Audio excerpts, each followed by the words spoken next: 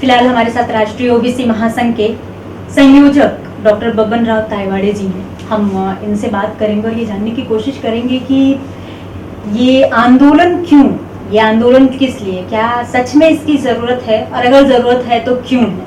सबसे पहले तो आपका स्वागत है जी। सर, अभी आप लोगों ने पहला महाधिवेशन जो किया वो नागपुर में किया, अभी दूसरा अधिवेशन आप यहाँ दिल्ली में कर रहे हैं। आपको क्यों लगता है कि ये इस तरह के अधिवेशन की जरूरत है? क्या जो मौजूदा सरकार है या इससे पहले की जो सरकारें हैं जो तमाम वादे करती हैं कि हम सभी समाज के लिए मिल के काम करते हैं, क्या आपको लगता है कि ये सरकारें ओबीसी समुदाय के साथ धोखा कर रही हैं, काम नहीं कर रही? आपके मत से मैं पूरी तरह से सहमत हूँ कि आज तक जितने भी सरकारें आई है सारे सरकारों ने ओबीसी सबवर्ग के साथ धोखाधड़ी की है जी। आज पूरे देश में 60 से 65% ओबीसी समाज है। अंग्रेजों का जब शासन हमारे देश में चल रहा था तब 1871 से लेकर 1931 तक हर 10 साल के बाद में हमारे लोगों की जनगणना की जाती थी और वो घोषित की जाती थी उसके आंकड़े पर। सबसे आखिर में 1931 में जनगणना हुई और उसके मुताबिक उस समय हम लोग 52% थे और तभी भी ये सारा समाज आर्थिक, सामाजिक, राजनीतिक, शैक्षणिक दृष्टि से बहुत पिछड़ा हुआ था जी। और ये पिछड़ा हुआ होने के कारण 1902 में छत्रपति शाहू महाराज ने, उस वक्त उन लोगों का शासन चलता था महाराजों का, अपने शासनकाल में ओबीसी सबवर्ग को 50% आरक्षण इसलिए दिया था कि ये लोग शैक्षणिक, सामाजिक और राजनीतिक दृष्टि से ऊपर आए और समतोल हो जाए सभी के साथ रहने। और ये परंपरा 1947 तक चली, स्वतंत्रता तक जी। और उसी दरमियान ओबीसी समाज के कुछ लोग पढ़ लिख कर नौकरियों में आ गए, राजनीति में आ गए और बड़े बनने लगे। दुर्भाग्य की बात यह है कि जब इस देश का, स्वतंत्र देश का संविधान लिखा गया, उस संविधान में कलम 340 के अंतर्गत ओबीसी समाज के लिए सारी सुविधाएं चालू रहने के लिए प्रावधान किया गया और कहा गया कि इन लोगों की जितनी संख्या है उतना प्रतिशत इन लोगों को शिक्षा में, राजनीति में और नौकरियों में सभी जगह आरक्षण देकर अपर लोगों के साथ इन्हें भी लाया जाए। लेकिन उस वक्त ये सरकार के पास हमारी सारी जातियों की लिस्ट तैयार नहीं होने के कारण ओबीसी सबवर्ग को ये सुविधाएं, प्रावधान लागू नहीं हुए, जबकि शेड्यूल कास्ट और शेड्यूल ट्राइब कलम 341 और 342 के अनुसार जो प्रावधान किया गया था उसके अनुसार उनकी जातियों की सूची तैयार होने से उन लोगों को 1952 से सारी सुविधाएं मिलने लगी, ओबीसी को नहीं मिली। और तब डॉक्टर बाबा साहेब अम्बेडकर, होसे पंजाबराव देशमुख जो कि वो समिति के सदस्य थे, उन्होंने आग्रह किया था कि वो एक कमीशन बिठाकर ये सारे जातियों की लिस्ट बनाया जाए जो जो ओबीसी सबवर्ग में आते हैं और जल्दी से जल्द वो सूची जाहिर कर इन लोगों को भी सारे सुविधाएं लागू की। लेकिन पहला आयोग बना काका कालेलकर का, उन्होंने सारी सिफारिशें दी जो रियलिटी थी कि भाई ये सभी क्षेत्र में ये ओबीसी सबवर्ग के लोग पिछड़े हुए हैं, अति पिछड़े हुए हैं और इसलिए हमको अतिशूद्र कहा जाता था, शूद्र कहा जाता था। तो इन लोगों को ये 52% है 1931 की, इनको शिक्षा में आरक्षण, नौकरी में आरक्षण, इनके लिए विधानसभा, लोकसभा का प्रावधान, इनके बच्चों को पढ़ने के लिए हॉस्टल से सारे सुविधाएं दी जाए। लेकिन उस वक्त के अध्यक्ष ने किसी के प्रेशर के कारण ये कहा कि मैं व्यक्तिगत इस सिफारिश से सहमत नहीं हुई और इसी के कारण 25 साल तक वह रिपोर्ट पटल पर आई नहीं और मंजूर नहीं की गई।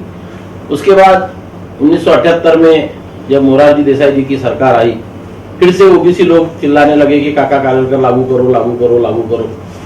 लेकिन मोरारजी भाई जी ने कहा कि जबकि उन्होंने वादा किया था कि हम अगर सत्ता में आएंगे तो काका कालेलकर आयोग लागू करेंगे, बाद में वो बदल गए और उन्होंने ऐसा कहा कि नहीं, अभी आयोग बहुत पुराना हो गया, अब एक नया आयोग का गठन करते हैं और इसलिए बीपी मंडल साहब का आयोग का गठन उन्होंने किया।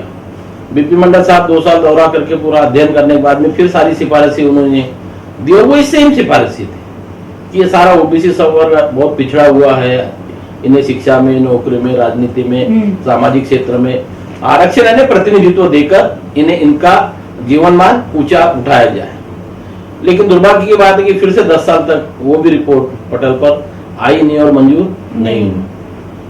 1990 में 89 में जब वीपी सिंह जी प्रधानमंत्री बने, तब फिर उनके पास जब हमारे ओबीसी लोग गए, उनको फिर वो बात समझ में आई कि नहीं, ये जो कह रहे वो सही बात है। और इसलिए 7 अगस्त 1990 को वीपी सिंह साहब ने वो मंडल आयोग की रिपोर्ट मंजूर की और घोषणा कर दी कि इसके बाद ओबीसी को भी शिक्षा में, नौकरी में, राजनीति में आरक्षण दिया जाए। बहुत बवाल हुआ देश में, आप सभी लोगों को मालूम है, मीडिया को मालूम है कि क्या क्या घटनाएं हुई। और जिन्हें ये मंजूर नहीं था एक क्लास को, वो लोग सुप्रीम कोर्ट गए। फिर 2 साल तक सुप्रीम कोर्ट में चलता रहा केस, और फिर 92 में सुप्रीम कोर्ट का जजमेंट आया और सुप्रीम कोर्ट ने कहा कि ठीक है, अभी लोकसभा में मंजूर हो गया, सिफारिश से दो, लेकिन टोटल आरक्षण 50% के ऊपर नहीं होना चाहिए, जबकि सिफारिश 52% की थी। और एक पर्टिकुलर इनकम लिमिट के ऊपर वालों को ये सुविधाएं नहीं मिली। ये 2 कंडीशन सुप्रीम कोर्ट ने डालने के कारण ऐसा हुआ कि 50% में 15% और 7.5% एससी और एसटी का 22.5% निकल गया था, बचा था 27.5%। इसलिए हमारे ओबीसी को लागू हुआ 27%। और फिर वहां नॉन क्रिमिनल की कंडीशन लगा दी कि पहले 65,000, फिर 1 लाख, अभी 6 लाख की लिमिट उसकी है कि उसके नीचे जिनका इनकम है उन्हीं को ये सुविधाएं मिलेगी। हमारा ये कहना है कि देश में इतना बड़ा समुदाय होने के बाद ये देखिए कि जो कॉन्स्टिट्यूशनल राइट है, संविधान में प्रोविजन है, हम संविधान के बाहर कुछ नहीं मांग रहे हैं।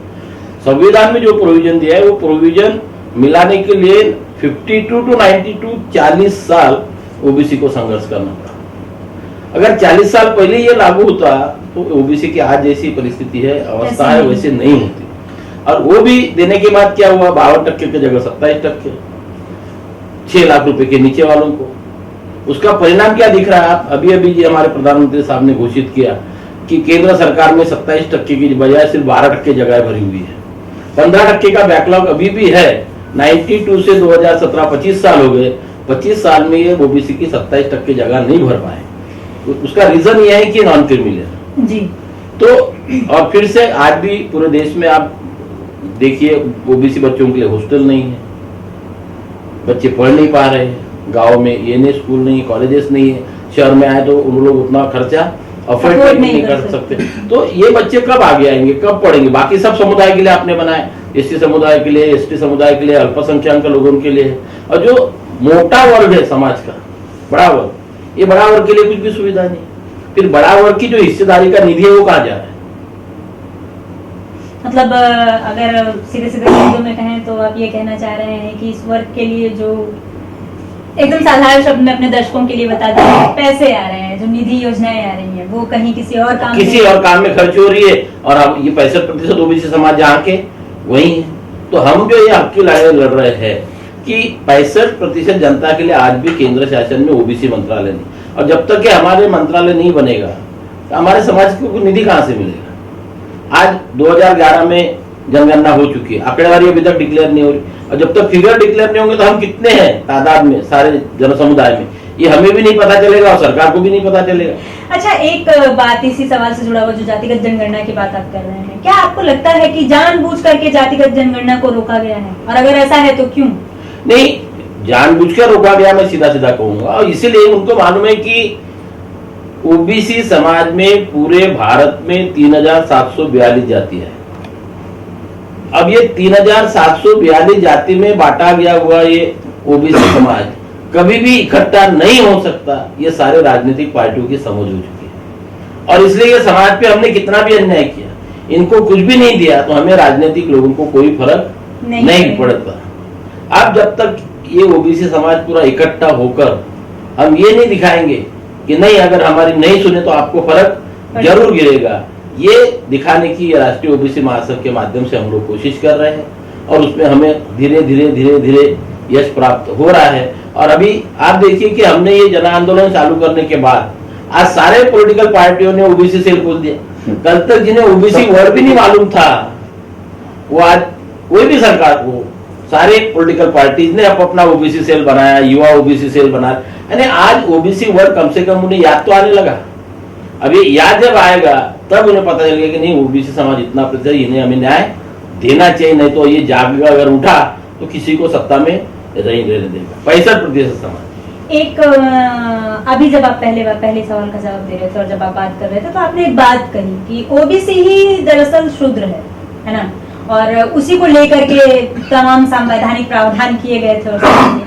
लेकिन आज के सिनेरियो में अगर हम देखें और बात करें सोशल मीडिया से लेकर के बाकी भी कई बार ऐसा होता है कि मीटिंग्स वगैरह में लोग आते हैं तो जाना होता है, वहां जो ओबीसी तबका है वो अपने आप को शूद्र मानने से इनकार करता है।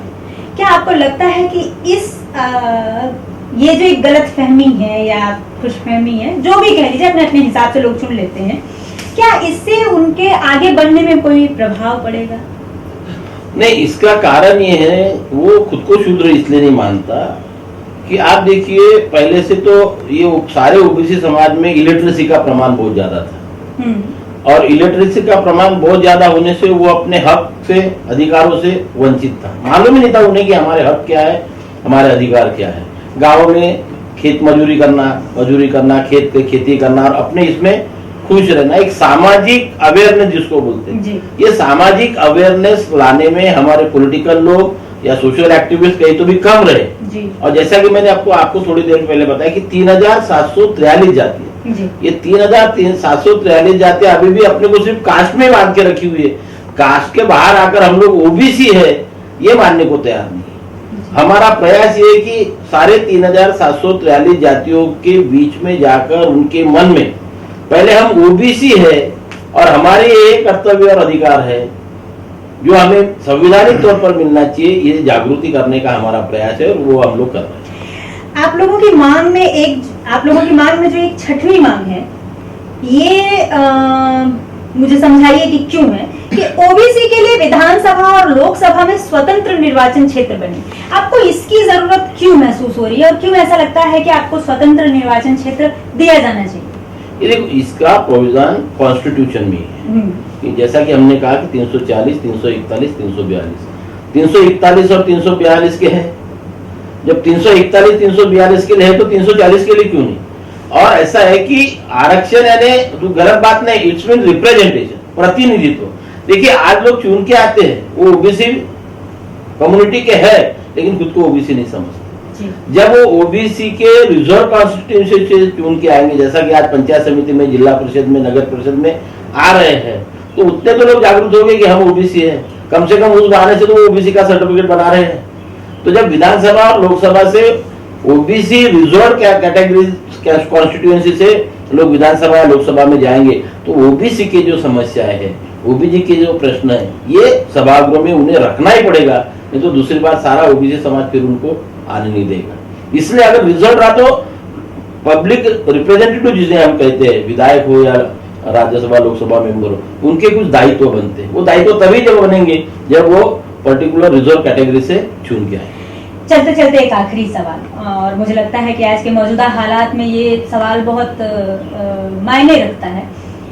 हम तमाम मुद्दों को लेकर के काम करते हैं और जब हम जाते हैं जमीन पे भी काम करते हैं। आप लोग जमीन से जुड़े लोग हैं, जमीन पे काम कर रहे हैं, और बार बार ओबीसी समाज पे ये आरोप लगता रहा है और अभी भी लगातार लग भी रहा है कि वो दलित समाज को साथ लेकर के चलने का पक्षधर नहीं है या उनको अपने से कमतर आंकता है। क्या आपको लगता है, आप लोग जमीन पे काम करते हैं, तो क्या आपको लगता है कि वास्तव में ऐसा कुछ है? और अगर ऐसा है तो इसका कितना असर ओबीसी और दलित समाज के एकता पर पड़ेगा और उससे कितना नुकसान समाज को होगा? नहीं, मैं आपको बताना चाहता हूँ कि दलित समाज ये हमेशा ओबीसी की वेलफेयर की बात सोचने वाला समाज रहा है जी। लेकिन हुआ ये कि जैसा कि मैंने अभी जब आपको कहा कि जो रिजर्वेशंस ओबीसी को 1952 में मिलना था वो मिलने के लिए 40 साल का संघर्ष करना पड़ा। ये जो 40 साल का पीरियड है, ये 40 साल की दूरी जो है वो एससी कम्युनिटी और ओबीसी कम्युनिटी को एक में से दूर लेके गया। ओबीसी लोगों के मन में क्या बताया गया लोगों ने, अरे देखो उसको रिजर्वेशन मिल रहा है, वो तुमसे आगे जा रहा, कल तक तो आपका पीछे था क्या? अरे जब को ये रिजर्वेशन 52 में ओबीसी को मिल गया था तो दोनों साथ साथ चले होते ना। तो एक जो ओबीसी कुछ लोगों के मन में उनके प्रति घृणा ये कर दी, निर्माण की गई, वो दूर करने का हम लोग प्रयास कर रहे हैं कि वो हमारे भाई है, वो हमारे दुश्मन नहीं है। आज भी जब भी ओबीसी का आंदोलन हमें करना पड़ता है तो दलित भाई वो सारे समाज हमारे साथ खंदे के खंदा लगा के साथ में रहते। लेकिन मैंने कहा कि जैसा हमारा समाज आज भी इलिटरेसी में ज्यादा है, गांव खेड़ों में ज्यादा है, वो लोग अभी ये नहीं समझ पा रहे। अब ये जब बात हम उनको समझाएंगे और वो रखेंगे और दोनों एससी और ओबीसी कम्युनिटी एक आ जाएगी, उस दिन डॉक्टर बाबा साहब आम्बेडकर, बाबा साहब पंजाबराव देशमुख, महात्मा ज्योतिराव फुले, सावित्रीबाई फुले, उनके सपने साकार हो जाएंगे।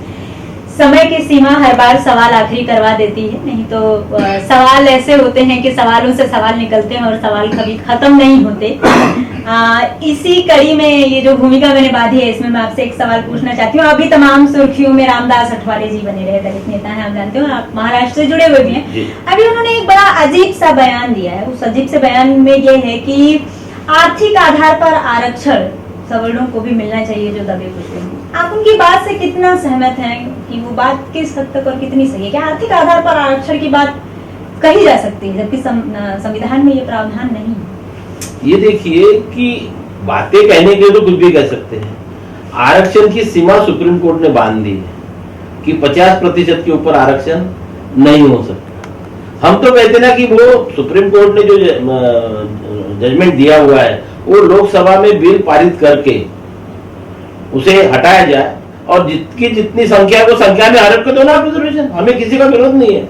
फिर आर्थिक आधार पर दो, आप कम्युनिटी के आधार पर दो, लेकिन पहले सुप्रीम कोर्ट का जजमेंट तो लोकसभा में कैंसिल करो आप। वो जब तक नहीं होगा पॉलिटिकली स्टेटमेंट करने में कोई अर्थ नहीं, क्योंकि 50% के ऊपर आप आरक्षण दे नहीं सकते। इसके पहले भी जहां जहां प्रयास हुआ सारे स्टेट में, कहीं जाटों को आरक्षण दिया गया, कहीं किसी को आरक्षण दिया, सुप्रीम कोर्ट ने कैंसिल कर दिया सारे आरक्षण। तो सबसे पहले तो ये लोकसभा में सुप्रीम कोर्ट ने जो एक लिमिट लगाई है उसको हटाना चाहिए, और वो हटाने के बाद में ये बात चर्चा हो सकती है, आज नहीं हो सकती। डॉक्टर बबन तायवाड़े ने तमाम मुद्दों पे बात करते हुए, खासकर ओबीसी समाज के मुद्दों पे बात करते हुए बहुत ही जहीन बातें रखी, जिन पे हम लोग लगातार बहस भी करते रहते हैं और लगातार बोलते भी रहते हैं कि ओबीसी समाज जो है वो एजुकेशनली अभी भी पिछड़ा है, उसे जागृत होने की, आगे आने की जरूरत है। और जिस तरह के आरोप ओबीसी समाज पे लगते रहे हैं कि तमाम वो दलित तबका जो आज लगातार लिख पढ़ रहा है, आगे बढ़ रहा है, बोल रहा है, वो जो एक तरह से ये आरोप लगाता रहा है ओबीसी समाज पे कि वो उनका साथ नहीं देते, उनका सपोर्ट नहीं करते या उन्हें कमतर मानते हैं। इसकी एक बड़ी वजह जो अभी तायवाड़े जी ने बताई वो बहुत इंपॉर्टेंट है और उसे सबको समझने की जरूरत है। वो ओबीसी समाज को भी समझने की जरूरत है और एससी समाज को भी समझने की जरूरत है। तायवाड़े साहब, आपने हमें समय दिया, आपने हमसे बात की, इसके लिए आपका बहुत बहुत धन्यवाद। धन्यवाद। कैमरामैन पीडी के साथ मैं श्वेता यादव, टेढ़ी।